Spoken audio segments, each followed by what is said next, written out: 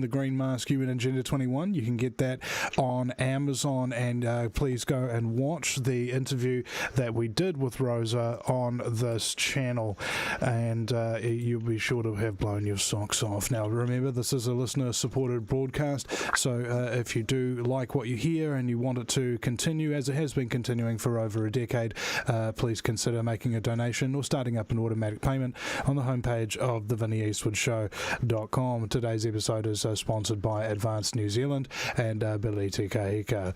So with that being said, here we go.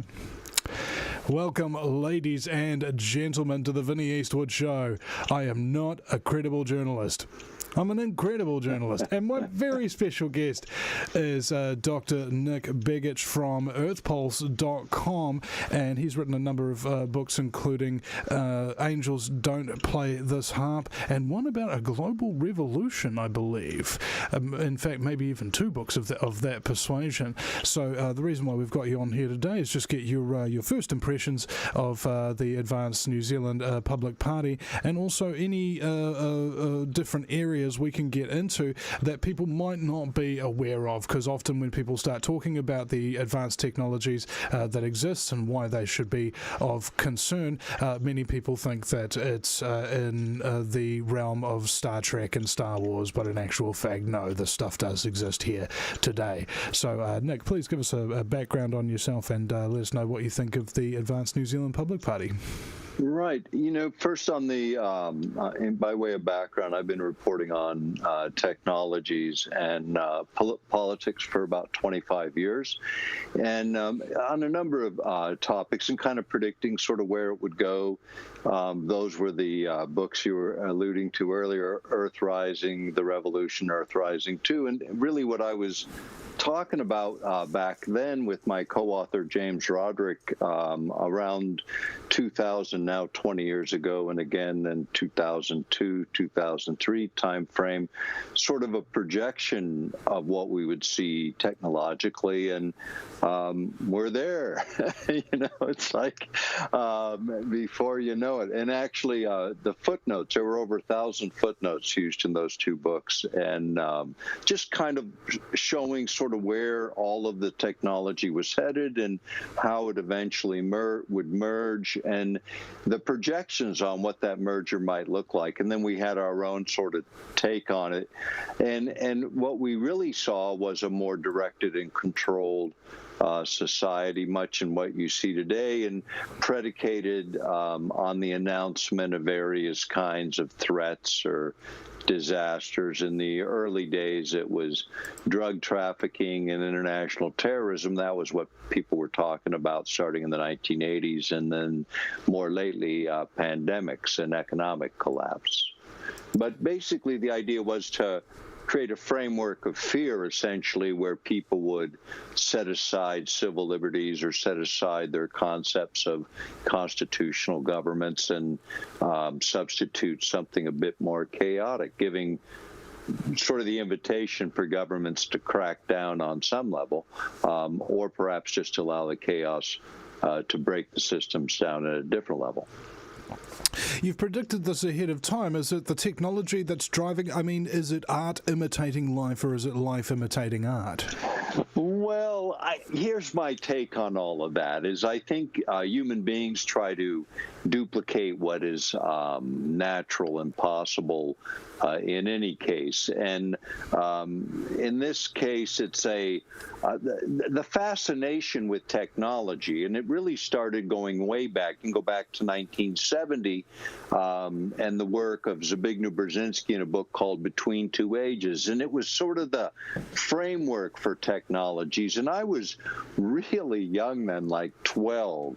And what my view of the world even then was that three things would change it, and it would be information, transportation, and communication as it related to technologies. And I think about that in 1970, 50 years ago, and the framework is a bit different because we didn't have computers and we didn't have really the ease of communication with cell phones. That didn't exist.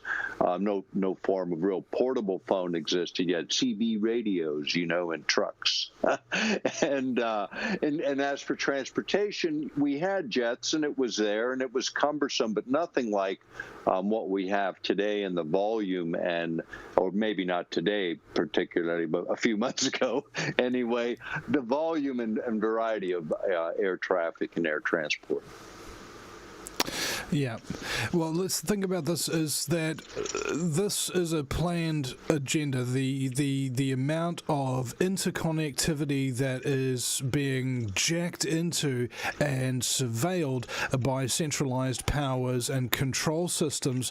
This didn't just, they didn't just trip and fall and just find themselves with all power and control. They've been working at it steadily for decades.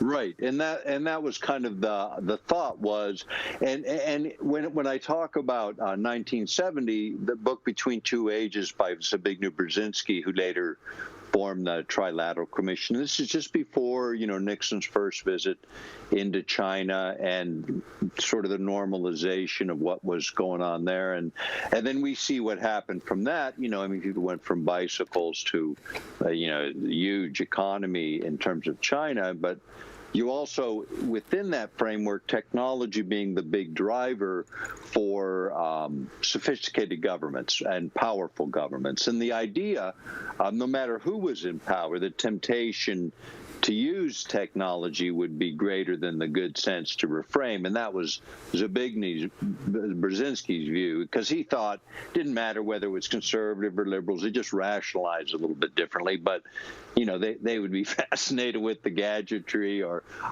the idea of being able to push people around in a subtle kind of way. And when you think about technology and you think about privacy in this context, go back first historically a couple hundred years, and privacy kind of began and ended for most people at your estate or your front door, your home. And today it's so different because your privacy issues you don't really have much in your home anymore, except for your computer, but your digital doorway, where information about you is stored, makes consumers essentially a commodity or a valuable data stream, if you will. And so we've been monetized in one sense for both tax purposes, consumer purposes, and now in a digital age for all different purposes. But what happens in that is the messaging that comes into our worlds as we open ourselves to the digital world or any other place after that is your face, your voice, your various aspects of your biometrics have been measured and captured, and then virtually everything about you is captured and known. And you give that up through apps and through applications and things through your computer networks. And when you do, all that data, and we said this 25 years ago, we said, look, what's going to happen is they're going to have all this data, and people say, oh, no worries, they can't do anything with it. Right, not then, but later. Now, because what happened in the interim, of course, is speeds of sorting data get better and the ability to store data gets cheaper. And so data itself becomes valuable, and old data becomes valuable too. And so what happens in all that is you can get a profile of an individual that's so accurate in today's world that you can predict what they'll do better than they will. I mean, hear me again. The way that the system runs is predictions can be made about what we individually will do better than what we individually can predict about ourselves. In other words, the system is better than we are at prediction. Kind of like how you might look through your bank transactions over a year and think to yourself, well, I don't remember spending that, but your bank remembers. All right. Right. But here's the thing about paper, and this is why I'm like a fanatic about paper, and maybe a little too much. And finally, I got rid of a bunch of it a few years ago. But the point is, I still keep books because I like books and they don't change, from day to day when they're printed. And, the thing about digital material is it can disappear, it can be suppressed, it can be managed, it can be monitored. And I like printed paper, and other things I like printed too. People say, oh, we can have blockchain voting. I don't believe in any kind of electronic blockchain or otherwise voting. I believe in paper. See, mark it with a pen, tear off your piece with the serial number on it in case you ever have to do recounts or whatever.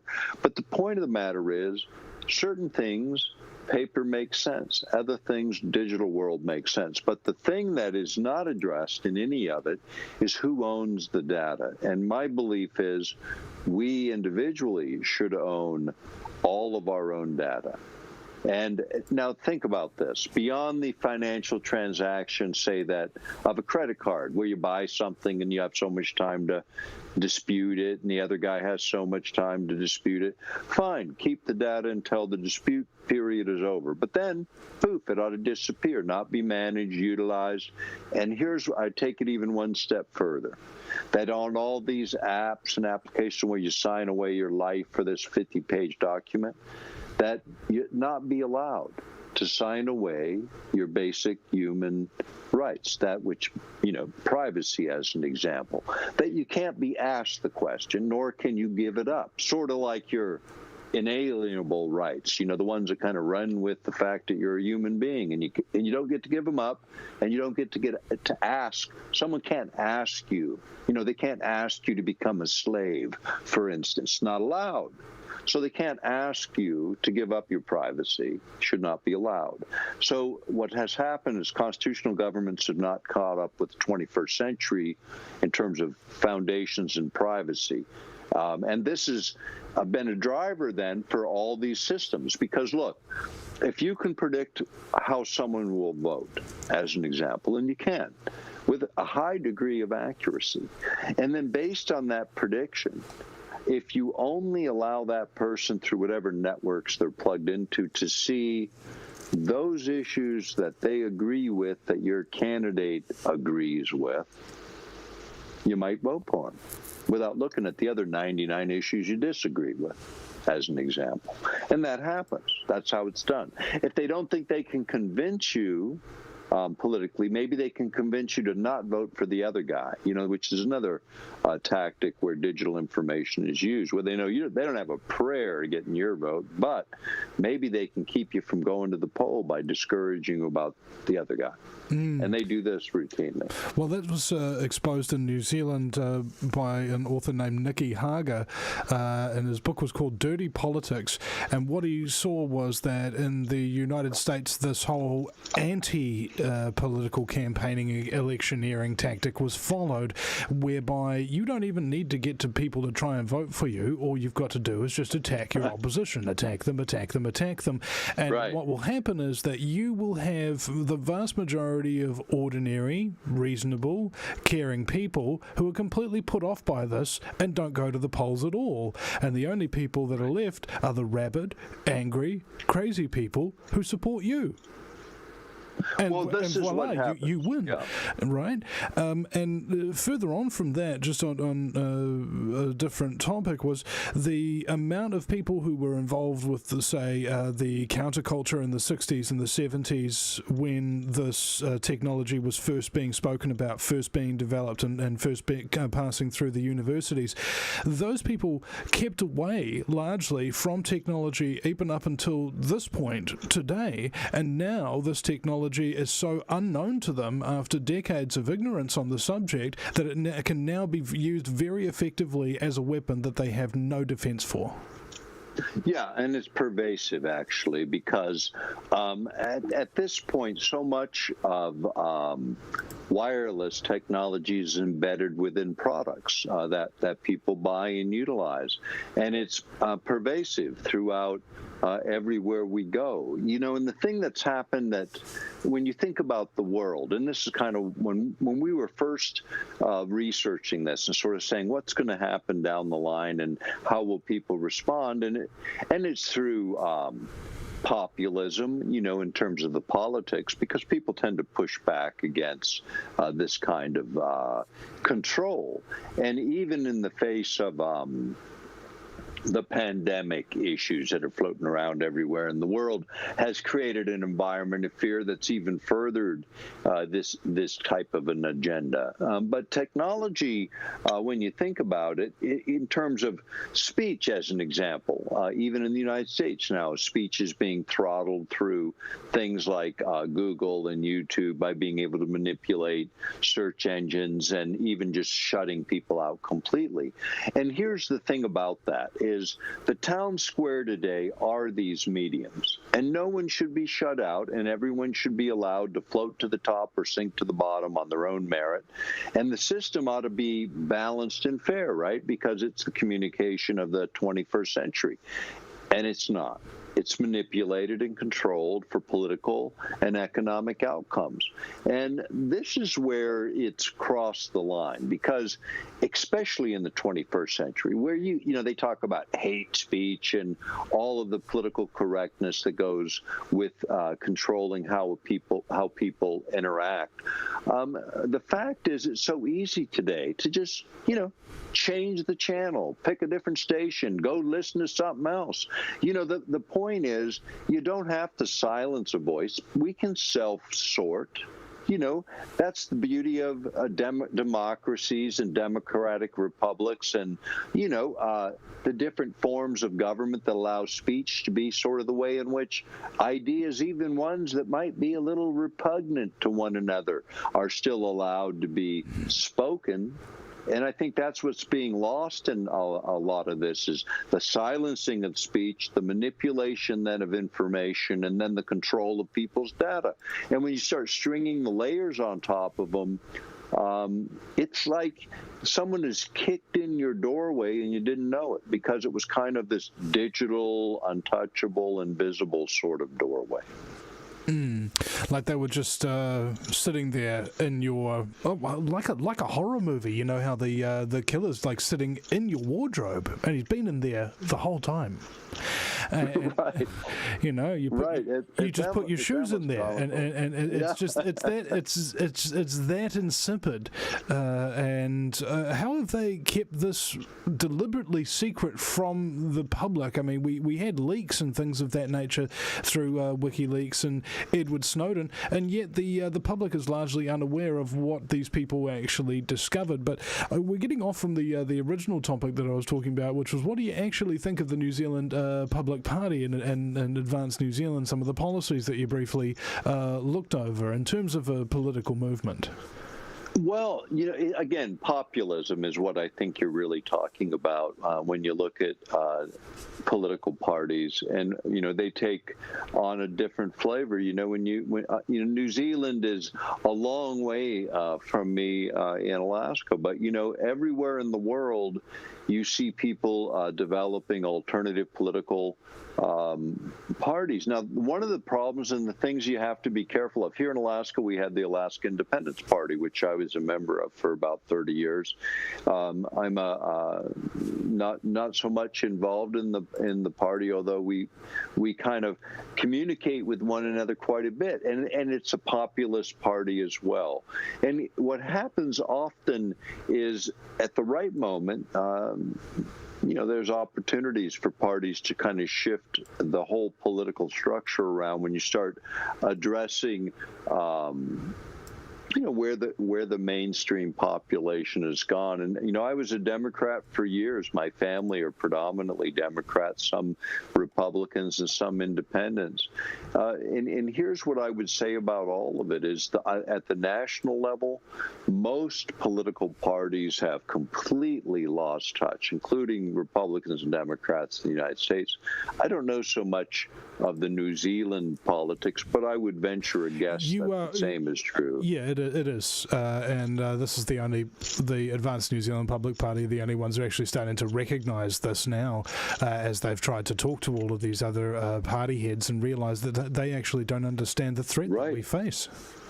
Right. And here's the thing about these issues. when you think about, here's something that got revealed and really hasn't gotten its full day, but perhaps it will yet. And it's the Epstein thing, because here's the real example of big data and information. The Epstein issue is about blackmail. It's about security agencies like the CIA and the FBI and agencies like this. And Mossad, let's not forget. Yeah, of course. All of them. MI6, MI5, all of them. Because here's what the deal is. They have the ability to share data between the big five, New Zealand, Australia, Canada, Great Britain, and the United States. And so what we can't do legally in one country, the other one does it for them. And so we spy on everybody in New Zealand, and then we hand it off to the New Zealand government so they can get into your knickers, so to speak, with your data, because they can't necessarily do it directly, because it's probably prevented by law, like it is in most democratic republics and places where you think there's democracy. That's why they have these information trade agreements, that go back to World War II. And it was on data when radio was the deal and telexes were the thing that was invaded, and a few overseas calls. Now it's everything, right? Because it's all loaded through those systems, and they get to hack into everybody's data and then share it.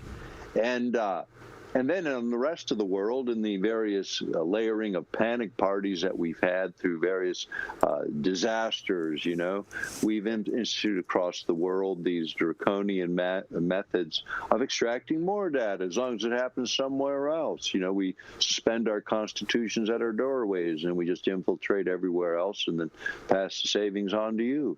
So this is what's happening, and we predicted it, not because it was some magical prediction, but because they were openly publishing the material that far back. And then when you look at what they wrote, what the insiders wrote, like Zbigniew Brzezinski in his 1970 book, and what he was writing has come to pass. And it was a prediction about economics, a prediction about what would happen in the various major powers and how that would shift and change, and what would drive that was predominantly technology. And he was dead on right. It was like this could be written today as a history book, as opposed to a forecast by Zbigniew Brzezinski. Now, if you look at what's happened since, you can think about this. This is what will become a classic, I hope. The Age of Surveillance Capitalism by Zuboff. And she did an excellent job kind of hacking up what's happened in the current state, and then how you apply it to politics for those that have followed it. And I know your listeners are in the know, have followed Cambridge Analytica and Brittany Kaiser's work, in what she did in an expose on those guys. But they ended up taking on 60 different governments and interfering in their elections using data to manipulate the outcomes. They did in the Trump outcome, they did it in Brexit, they did it in 58 other elections around the world. And then they got caught, so they went away, but not really. What they did is set up a bunch of new companies that are even harder to find, because now they know how not to get caught. Yeah, that's how you run a fraud or a scam, I hear, is that you come up with the fraud, you run the scam, and then if it gets exposed, you change its name, you go underground, and then you come straight back and continue the scam. Right. Now, something else has happened that a lot of people don't appreciate is between governments, between New Zealand and the United States and Australia, as an example. Sometimes you get an unfriendly administration at the top. So, and you do a handoff before you leave. Make sure somebody else has got the ball that's in the big five. and this is how it rolls. So you never really lose any momentum, even when you lose an election. You just change which bureaucracy is handling the details. And this people call the deep state, which gives it the creepy conspiracy kind of nomenclature. You don't have to do that. You just call it modern government. You're accurate. You don't have to call it anything unusual. It is what is happening. It's so obvious, at least it ought to be. And then how the public is generally played on an emotional level to engage things, again, because of the way in which data is dialed in and intended to incite, to push, to manipulate on all different levels. And this is what everyone is a victim of on one basic level or another. That was one thing I was going to ask you. Is there kind of like this... I don't know how to describe it other than, are they targeting hope, right? Like the things that actually give us hope in our personality profiles, are they targeting those things that exist in reality and getting rid of them so that we can't be inspired by them? You know, that was just a thought that occurred to me. Well, actually, it's more, I think that's correct, only on this level. Fear, in terms of what happens. If you look at the brain in an EEG, experience fear, anxiety, you get incoherent brain patterns, and those associated with, the reptilian, sort of the flight or fight kind of responses, this kind of thing. And you get a lot of, and the anxiety, what it creates in terms of ability to think. It's more of a reaction thing. And so if you can keep people in this state of sort of constant agitation, what happens is your higher states of awareness, what you're alluding to, hope, empathy, kindness, joy, love, compassion, these have coherent rhythmic brain patterns associated with them, also associated with higher order thinking. When the hemispheres of the brain come into harmony with each other, you get this super state of extraordinary IQ and capacity, because the analytical, the left side of the brain, and the creative, the right side of the brain, they begin to work together.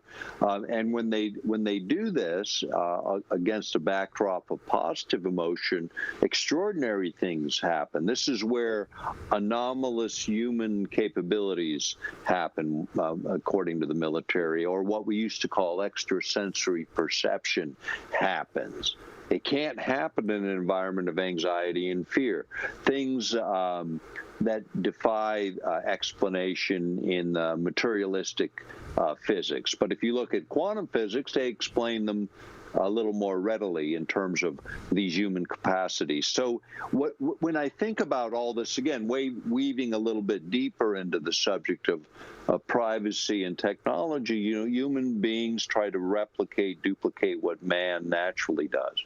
So this idea of super communication, the World Wide Web, what we have right now in terms of the internet, there was a PBS, public broadcasting special called The Worldwide Mind. Go look it up. And what that was about was eventually, sooner than you think, everybody brains being linked.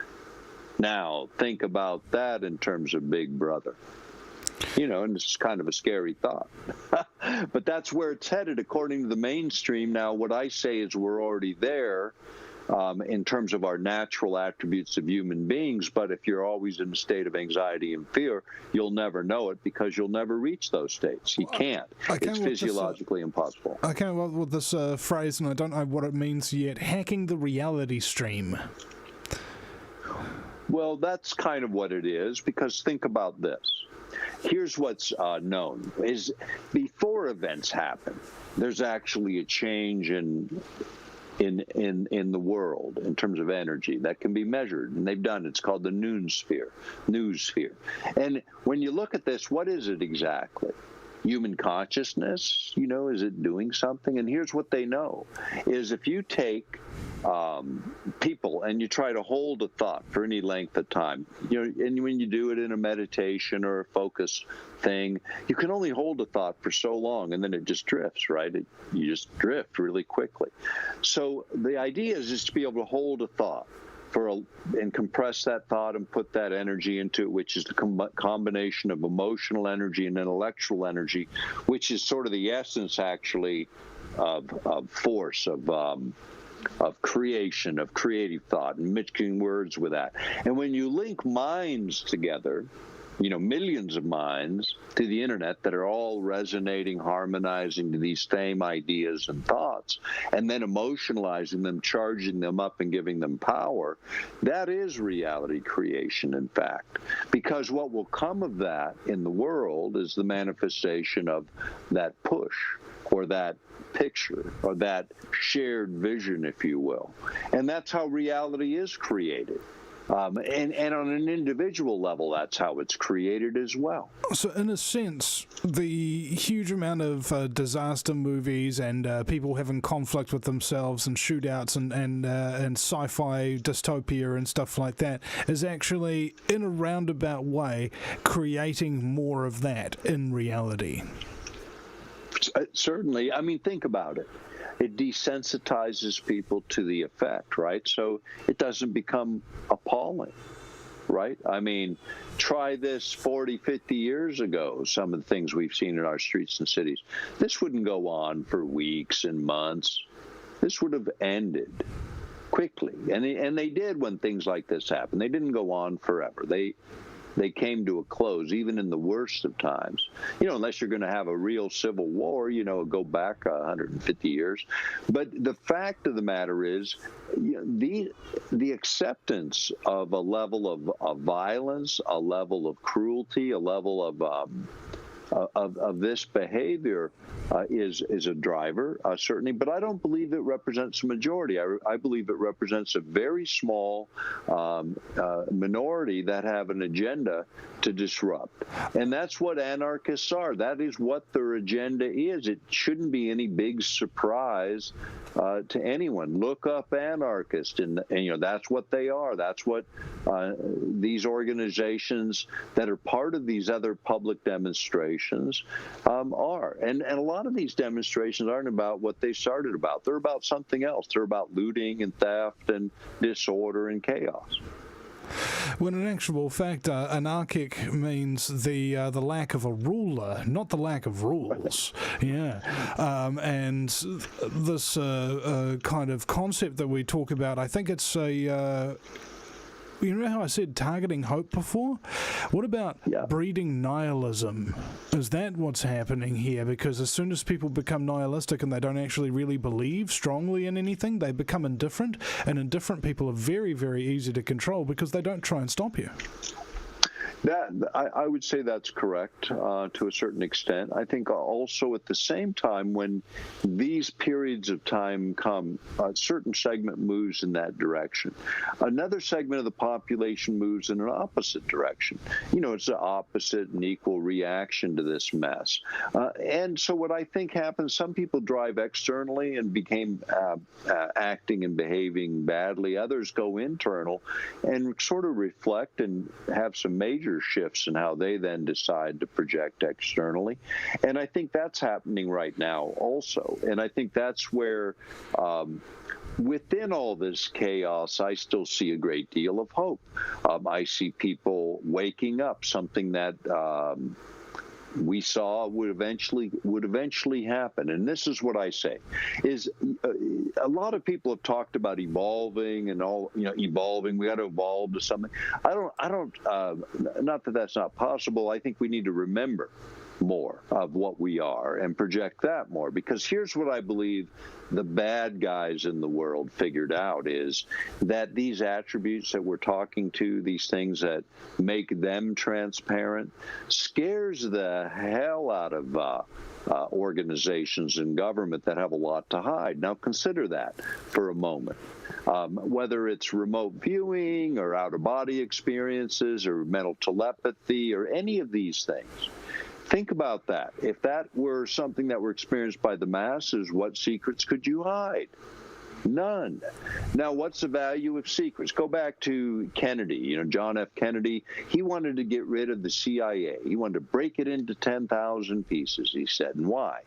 because they were violating the rights and civil liberties of many people, and they were pushing government around because they were using systems, and the FBI at the time, to blackmail, to extort, to do criminal actions to create outcomes for bureaucrats that were never elected. And it continues to this day. The Epstein thing, what is that really about? It's about surveillance and then using knowledge to blackmail people.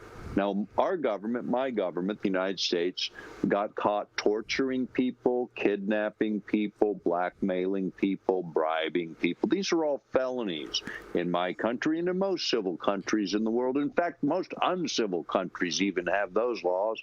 But, you know, apparently governments can do all these things in our name and get away with it and then never be accountable for it. And this is a problem because this is, again, what you're alluding to. When people just allow it to happen in our name, and it happens all over the world in our name, and we accept these ridiculous rationales for how come that's okay. And it's not okay, ever. And this is the difference between democratic republics, at least in theory, and what we see operating in the world today. And I think this is where, again, the alternative political parties begin to make a lot more sense to people in the 21st century, because the old parties aren't answering. They're part of the problem. They are the problem.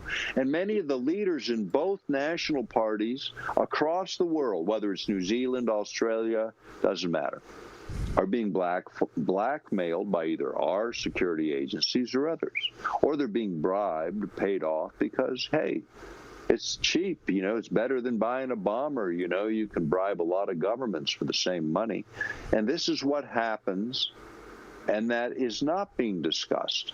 That is not being debated in the public forum. Well, that is, in fact, what the Advanced New Zealand Public Party is unique for, and the reason, part of the reason why I'm supporting them is because they're against UN Agenda 21 and all of these international agreements that are basically taking away our sovereignty. And the leader of Advanced New Zealand, who partnered with Billy TK for the New Zealand Public Party, he leaked a recording from the leader of the National Party, which is our equivalent of the Republicans, except they're blue instead of red, but that they were going to basically sell a seat of one of their members of parliament for $100,000 to a Chinese investor, right? And that put in one of their own Chinese people. And he came out with that information, right? He leaked that to the public, and now the public thinks that he's the one who's corrupt because he leaked the information. They think that he's on the Chinese payroll because he leaked the information. And that's what's really interesting about this political climate, is that you essentially, I think we have a form of media-based psychosis. It is indeed induced, and that people have forgotten their mental faculties, the ability to reason or even care about what happens to other people in their lives.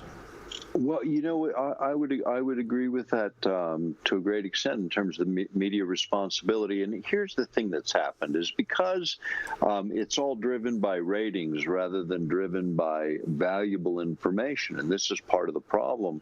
It's really become cartoonish when you think about the news media. You know, I was asked in a survey, and I don't do surveys, but I looked at the survey questions, and they asked me about all the big name, you know, MSNBC, CNN, Fox, you know, the big ones here in the U.S., and I thought they're all unreliable. You know, what are you talking about? It doesn't matter which one you watch.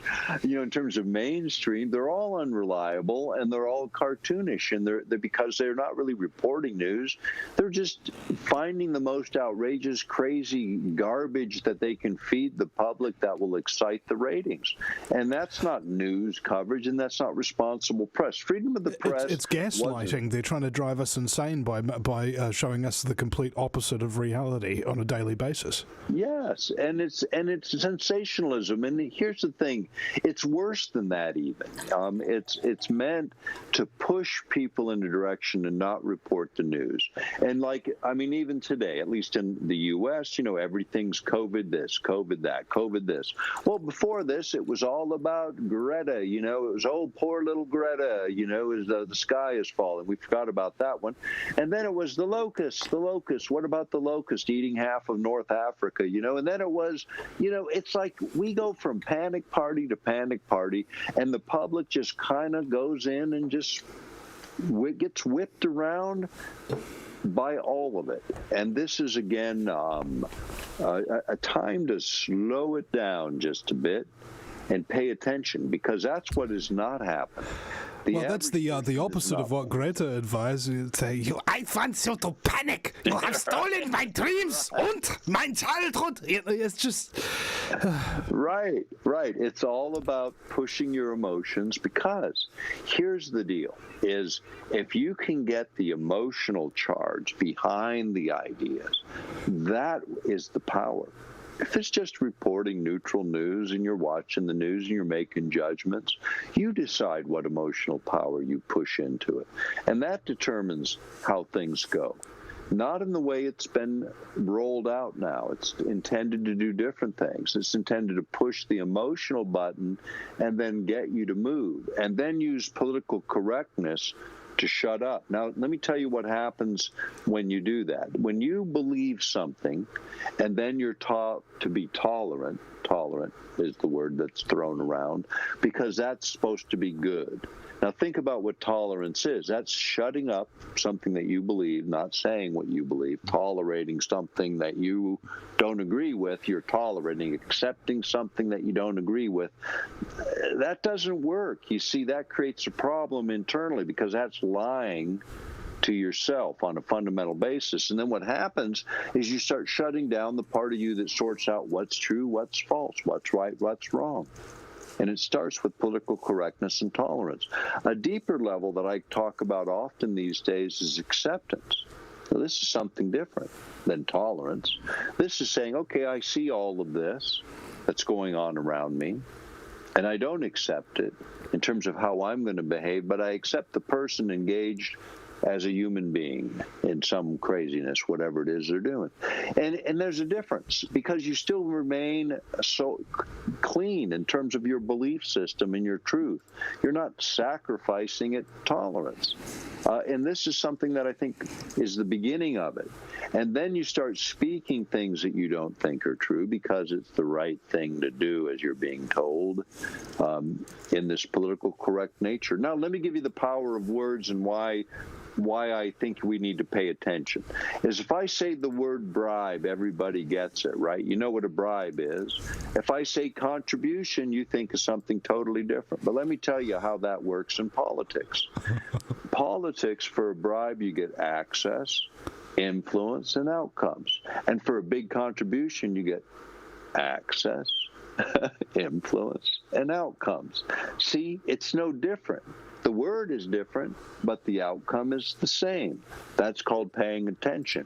So we have a committee in the West that hands out all the approvals so we can make the contribution and register the bribe in the appropriate way. But we don't use bribe, we use contribution because it feels good. On that note, ladies and gentlemen, if you would like to bribe the Vinny Eastwood Show, you can donate through KiwiBank, PayPal, or Patreon on the homepage of thevinnyeastwoodshow.com. But continue, Nick.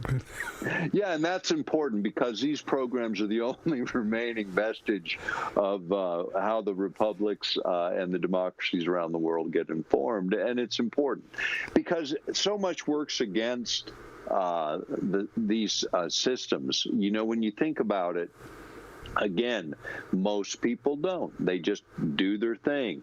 So one of the things I say, what do you do about that? Well, first of all, think about the most contrarian news feeds relative to your own personal belief system, at least to go take a look at them on a regular basis. So you get a clearer picture of how your opposition, if you think of them as opposition, builds at least their arguments. And I think about it this way. There's information, and I get some, and somebody else gets some, and I'd kind of like to have theirs too. And I'll tell you why. Is on the outside chance maybe they're right and I'm wrong.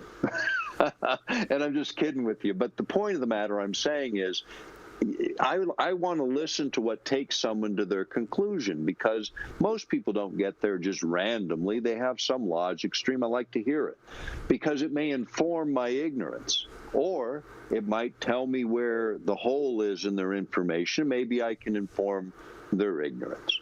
But it gets us further along because I'm paying more attention to what I'm hearing from the opposition, quote, opposition, because what I usually find is they're not opposition at all. They're just coming at things from a different angle, maybe missing some things, maybe I am too. And this is where what gets lost in the new nonsense called mainstream media, because it's about ratings. It's really about emotion more than it's about information, because that's where the magic is to get outcomes, whether you're the advertiser or the guy looking for the ratings. And I'm suddenly wondering why I've been doing my show so calm these last couple of months, and toning down my craziness, that sort of thing. Because if it is about ratings and being emotional and flamboyant, you start to think about the most famous talk radio show hosts. But moving on from that, I was just thinking about something that is actually quite funny about the left and the people who support the establishment just in general, is they go, all right, here's my argument after listening to everything you've said. Shut up. All right, that's yeah, we don't want to hear it, that's right. Yeah, that's a lot of it, and that's the problem, because so many alternate channels are being shut down because people don't like the way it's delivered, they don't like who's delivering it, they don't like the message, whatever. And here's the thing, and people think they have a right to not be offended, and I don't believe anyone has that right. I think people have a right to be offended, especially in places where you expect to have any kind of semblance of a democracy or a republic operating, because that's what gets you somewhere, is, that debate. Now, I think it ought to be a little more respectful than what we've seen. In fact, a lot more than what we've seen in a lot of places. And that's what's missing, is to be able to look into each other's eyes and see the created human being and the divinity within each human being, and start to respect each other's right to be totally different in terms of our view, and not find that to be offended by someone else's idea is okay. It's not going to hurt you. And if it is hurting you within the form of your government or whatever you're doing, yeah, you got the right to deal with that wherever you are in the world. We did, everybody does at some point, I think, in human evolution in terms of ideas and thinking. But some people like monarchies. Some people accept dictatorships because, they don't find them revolting enough, I guess. And others, do communism, socialism, democracies, democratic republics, whatever. I say you're entitled to the government that you want. What ought to happen a little less of, particularly in the case of my government, a little less interference with everybody else's choices. Yeah, well, I think it's sort of like people get the government they deserve if they pitch in their own local communities and they don't allow corruption to get in charge of it. They deserve that. But if they sit back at home eating junk food, watching trash news and rubbish TV, they cannot be surprised nor shirk the responsibility for the terrible society that they create around them. And I think that's why the big term now is hate speech, and that's because these people hate speech, right? They hate the fact that you've got it. And further moving on from that, this concept out of the 1984, that was the year I was born, mind you. It was interesting considering my workload. The thing is, they had this concept called newspeak, right? Now, all those beautiful words that really describe something and have great meanings to them, and how sometimes you can be confused as to what somebody's talking about because they've used this word in a completely different way, kind of like how cults use words in different manners and describe different meanings to them. And in the future, future, you wouldn't even be able to describe what tyranny was because the words wouldn't exist, or they would exist and mean the exact opposite. So how is it that you could ever defeat an enemy who you couldn't even find the words to describe? And that's why words are so powerful, ladies and gentlemen. That's why it's called spelling, all right? Because you're literally casting a form of magic when you open your mouth with the words that come out of it. Like Frederick Bastiat said, when a group, well, what was it? When plunder becomes a way of life for a group of men living together in society, they create for themselves in the course of time a legal system that authorizes it and a moral code that glorifies it. And that's what I'm talking about when I talk about the hacking of the reality stream. As somebody tells lies, people believe it, people propagate it, and eventually entire generations get enslaved by it. You know, there was a book, it's quite old, but it speaks to human nature and this thing, and it was Extraordinary Popular Delusions and the Madness of Crowds, and it's from the 1800s, like 1850 or something. And it took all these various, like what they called panics or things going back to the tulip revolution, you know, and the economy collapsing over tulips and various panics. And what happened is just about human nature and how easy it is to sort of whip people along. And you think with modern education that would become more difficult, but in fact, it's not more difficult. It's probably easier today because of your ability to reach so many immediately through various mechanisms, and then influence so quickly how people behave. And this is, again, the calm is really important, because you can be in the middle of a storm, and if you're in the middle of the storm, literally, you're in the eye of the storm, you're in the calm of it. And as a metaphor, that's where you need to be today in the 21st century, because it's in the eye of the storm, in the calm of it, where again, where these higher attributes of what it is to be human manifest. And at a time like today, where there's so much fear and so much literal panic in the world, calm is what is required. And what the attributes that come out of that are the powerful change agents, the things that move the creation a little bit differently in terms of outcomes. And I think that's what gets lost. And it's easy to fall into fear, and that's why it's used. And it's so effective for shutting down the possibilities.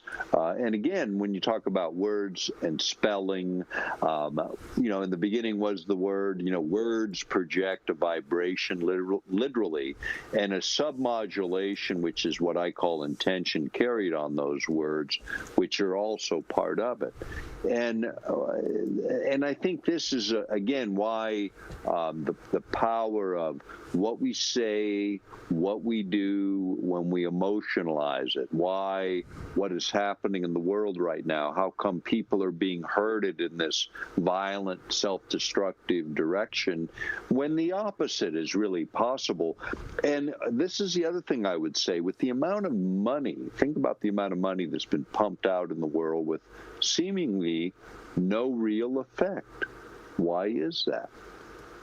Is perhaps there a different theory of money operating? Maybe there's no shortage of goods and services. Maybe there's abundance, and because of it, maybe, just maybe, some of the economic ideas might need some tweaking in terms of how we look at the world. Because really, 7 billion, when you fly around the world and you start to think about what we're doing, we kind of scratch on it a little bit as humans.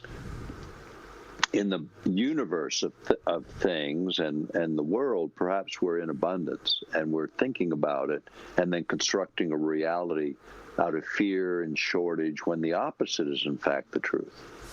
I believe that is in fact the truth.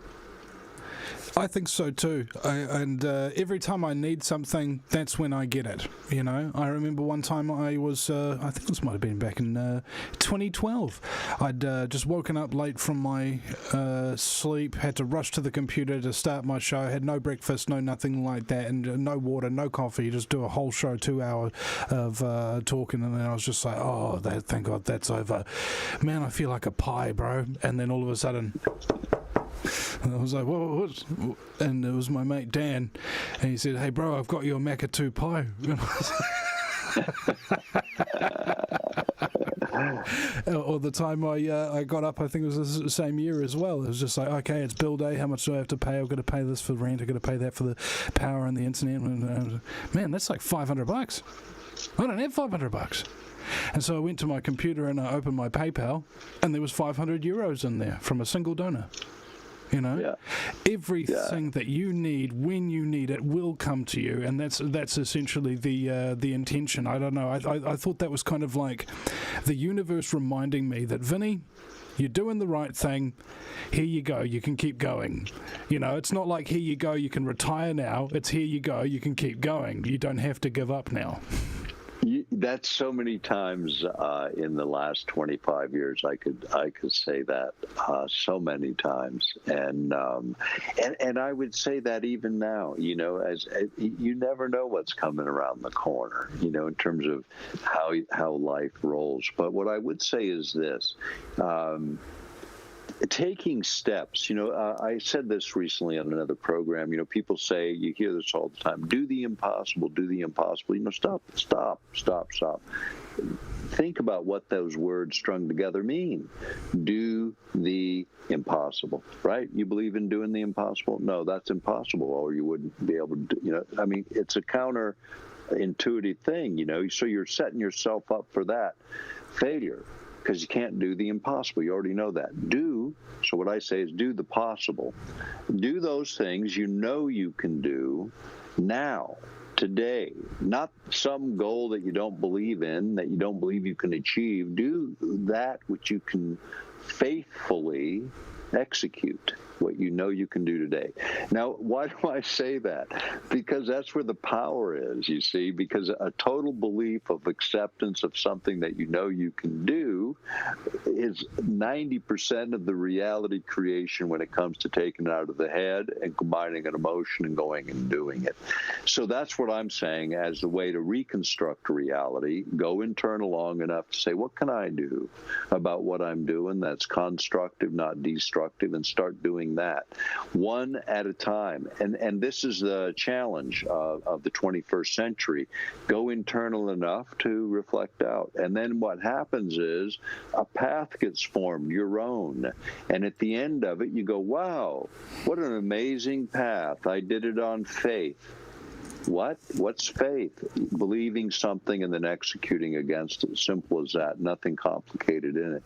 And that's what gets missed in a lot of this, because the idea is to shortchange you and short-circuit you by giving you this idea, oh, do the impossible, and a bunch of other slogans that work against the intellect and take you the wrong direction because they're not going to work out, because they don't even make sense. Do the ones that do. Do the possible, do an act of faith, that which you can believe in. That's all it is. And, you know, these are simple messages that are so powerful if they're executed individually that the world can change. And this is what scares the daylights out of big, organized, over-organized structures that function only on the material, because the bridge is the brain, the mind, thoughts. Something not even material is the bridge between the non-material consciousness, that which pays attention, and the material, the body, the physical, that which is shortchanged by 80 to 100 years of experience. And then your consciousness leaves the body and goes on forever, however that works. But here's what I know. The quantum physics now bears out a lot of what I'm saying, and will continue to bear it out as the science develops, and begin to explain what we are as humans and anchor that as a known in each of us. Then we become empowered again. And this scares big organizations because they think we're only flesh. and they would like to keep that contained. And then they see these anomalous things break out that they can't do. It scares the hell out of them. But this is the message in all of it. The technology merely duplicates what we can do normally, and in some instances actually encapsulate and keep us from doing what we can do normally. It sounds very similar to what Dr. Bob Malamud told me about the blips and flips, the two types of people. The blips are the backward-looking people, and the flips are the forward-looking people. The backward-looking people are kind of like somebody who's driving a car, but instead of looking out the windshield to see where they're going, they only look at them in the rearview mirror. And so naturally, they don't go anywhere. And the flips, on the other hand, they're people who are willing to look forward, they are willing to change, they are capable of adapting, and they're the ones who actually manifest a better destiny for all of us. And when you activate the body, when you do something in this physical realm to change what is there tomorrow, that is the last teaching of the occult principles of the shadow work. That's after you've gotten over whatever it is that's bugging you and you go to work. As I've been telling people, everybody goes, you've got to wake up, and I'm just saying, no, you don't just wake up, get out of bed. Go to work. All right, every life has a purpose to it, and that basic purpose is to find out about something, learn it well enough to be able to answer questions about it, and then teach that to others, more or less. That's everybody's goal through life. It's the quantum trivium. You ask who, what, when, where, why, and how. Right. And then once you've got all the information you need, somebody could come up to you and ask who, what, when, where, why, and how, and then boom, you're a teacher, right? That's what we've all got to do. Whatever it is we want to learn, whatever it is we want to teach, it's completely up to you. And epigenetics has sort of proven what quantum physics has done just on a biological level, is that just with your intent, you can change your physical traits and things of that nature. So, what the leader of the New Zealand Public Party, Billy TK, he keeps trying to remind people is that stay calm, be factual, and stand on solid ground. And that's precisely what you were talking about before, about the positive energy that can actually manifest a better future for all of us. Right, and again, taking the appropriate actions you can execute today. And this is, again, it's easy to be fatalistic at this particular time because that's the outcome desired. If you're that way, you've already lost. You're no threat to anyone, and you're no help to yourself. But the point is, individuals can do a great deal when we step into the role of executing what we know to be right and true. We behave in a way that empowers us. And I think here's the thing, too, that I would say is everyone puts way too much, I won't say everyone, most people put way too much weight on what we call the big thing, whatever that is, the big thing. And here's what I would say. There are no big things. There's just things that need to be done. And here's what I would say about that. If you're walking down the road and you smile at someone and they smile back and you move on your way and you don't think much of that, but that particular bit of human connection, that person that you smiled at was on their way to blow their brains out, and they didn't. Instead, they went off and maybe they cured cancer. And now I would say, who had the bigger part to play? The guy who exchanged the smile and the guy didn't blow his brains out, or the guy who cured cancer? So don't get all hung up on big and small, because you don't know what pebble in the pond you're part of. And this is what we lose sight of. And then we allow people to take our power because we don't think we have any, because it's so small. And this is my reminder. There are no small. There's just things that need doing. And that's what you were alluding to. Get up when you are awake enough to see something that needs doing that's rational, then do it. Do that thing, the small thing, that thing that triggers the next thing in someone else. You don't even know. You probably won't know until you check out what all pebbles in the pond you did. But that's where that intention piece of it, you wake up in the morning, set your intention. Everyone can do this. Set your intention, do something good, exchange a smile, at least project something positive. Do something. whatever it is you think you can, that you know you can do that. And then that is the chain reaction of intention. That's the essence of creativity. That's the essence of creation. That's when the observer observes something and it determines whether it's a particle or a wave, whether you create consciously. So set the intention. I'm going to be a decent human being today, and no matter what comes at me, I'm going to do that. Now, here's a trick I'll give you for the Vinny Eastwood Show. When your emotion comes up, oh, that's Eastwood, by the way. You're right. When it comes up and that emotion comes up, you look at the emotion, pay attention to it. And when you do, you actually control it, whether it's fear, anger, or even joy or love. When you notice it, you control it. It no longer takes you like a wave. You are in control of that wave. This is the awareness piece, looking at the material piece. Okay, that's when you take control. And this is simple. It's a simple thing, again, that you can do to execute a little different agenda and strip away the fear that comes at you from so many different angles. And, you know, this is where the action is taking control of the emotional side by paying attention to it, and then you can control it to shut it down a bit, but still experience legitimate nature of it. I mean, if you have fear, it's for a good reason. If you have love, it's for a good reason. So you should experience it, but also don't let it take you somewhere you don't want to go. And that's the observer role. And again, when you look at technology, it's meant to short circuit some of this, when it's meant to inflame or entice or channel the pipeline of information to get a very specific outcome out of you. And that's how so much of it is organized today. Indeed, especially people organising themselves with the wisdom of the crowd and various other phenomenon that we're starting to realise that when we do communicate effectively and get to look at each other as we truly are, we tend to make very good decisions together. And this is a good sign of maturity, I think, ladies and gentlemen. I've been saying for a long time that what a good man does ain't necessarily what defines him as a good man. What a good man will refuse to do, that's a lot of what defines him. And when it comes to people who are aggressive and trolling on Facebook or YouTube comment sections and things of that nature, just remember, ladies and gentlemen, somebody who's a narcissistic, psychopathic sadist, they require, this is what psychology today has defined as the main traits of people who are trolls, by the way.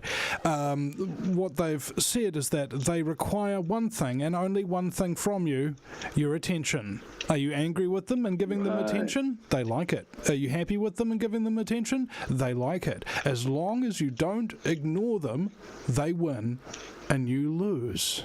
That's interesting. Yeah, that's interesting. That's true. You actually feed the fire and you give up a lot of yourself in terms of the power you give them by, again, giving them your emotion, which is essentially your creative energy. Don't give it away. I mean, don't shortchange yourself and give it away, and then don't turn it internal against you. You know, there's something too. Is, you know, if you believe you're created in the image and likeness of the Creator, whatever that means to you. And the big three, you know, Muslims, Jews, Christians believe this. Then really, when you're really beating yourself up a lot, and is that really the right thing to do with something created in the image and likeness of God, for goodness sake? I think it's okay to be self-critical and self-examining and try and change behaviors where you discover things about yourself, but don't rip yourself to shreds. And so much of what comes at us, you know, from the very time we're born till we die, our message is coming from the outside, telling us what we are and shaping what we are. And that is not what we are. What we are, we know, and we reflect out, not the environment, but we allow it to. I mean, if you're a woman and you live in Saudi Arabia, you're all covered up and you think that's okay, and that's okay. But if you're on a beach in France, you might be totally naked from the top up and think that's okay. And, you know, it's a matter of perspective, right, and how you were brought up and what the messaging was for what's okay. It is kind of odd in a certain sense, but again, am I going to have a fight over it? No. You're entitled to whatever social order you want in whatever system you want, wherever you want. And this is the problem with the globalist thinking that I know many in your audience and you and I have talked about before. This idea that we're all one big squishy collective doesn't work, because we're not. We're very different culturally, socially, economically. I mean, in a lot of the way we think in terms of how we look at things, our perceptions of the world. And so I think that's a kind of a neat thing about the world, actually. I don't see it as a big problem that some people do. They want to get us into the same general consumption pattern and manipulation pattern. And somehow that doesn't appeal to me, and I don't think it appeals to most people in the world. It only appeals to very few. Well, unfortunately, those very few people are going to have to, I don't know, sit back and just go, okay, I'm sorry, we did the wrong thing. We tried to take over the world with authoritarian communism. We were wrong. We're going to get over it, and we're going to, and we're just going to stop doing what we're doing. But with that being said, Nick, thank you very much. I almost forgot the joke. Hi, Dr. Nick. For all of the people out there, your website there is earthpulse.com. You have some books and products there as well. And Earth Rising, The Revolution, Angels Don't Play This Harp, and Earth Rising 2, and a book, Controlling the Human Mind, The Technologies of. So, Dr. Nick Begich, thank you very much for your time. And if you have any other quick things that you need to plug for, this is your time and opportunity. Hey, I just want to remind people the Vinny Eastwood Show.com, because I couldn't do this if people like you weren't doing what you're doing. I know we've worked together a long time, and I just encourage your audience to support you. People need to recognize the alternative medias aren't going to be here forever. Support this network. Support Vinny right now. When it's tough out there, this is when it can really make a difference. And I appreciate you having me on again today. Thank you very much, Nick, for your time. And just before we go, ladies and gentlemen, I'll remind you that this is a listener-supported broadcast. And over here we have my little baby Bubsy. If you can see that, she's got quite a lot of cuteness, just in general. And she's a little over 4 months old now. It's my baby. It's very, very sweet. Yes, my baby. Daddy loves it very much. And also the lockdowns are making getting a babysitter ridiculously hard, aren't they? So it's a pretty tough on my wife as well, because I think my baby was born in lockdown. She was born 4:20, and at 9:11 p.m. she was kept at 33.3 degrees in the thing, and she was born dead and then resurrected, and that was on April the 12th, which was Easter Sunday. Wow. Hey, I so appreciate you, Vinny, and my best to you with your new one in this really wild time. And man, what a time to be raising a child. Yeah, she's born into lockdown. So yeah, that's going to be an interesting to see how she develops and stuff like that, and living in this very, very wrong world that we find ourselves in. But we're going to make it right. Let's see what happens. Not over till it's over, and if it doesn't end in a good way, I'll see you on the other side. Indeed. Dr. Nick Begich, ladies and gentlemen, earthpulse.com is his website. Donate if you can. The links in the description through PayPal, Patreon, or KiwiBank at the Vinny Eastwood Show.com. I am not a credible journalist. I'm an incredible journalist.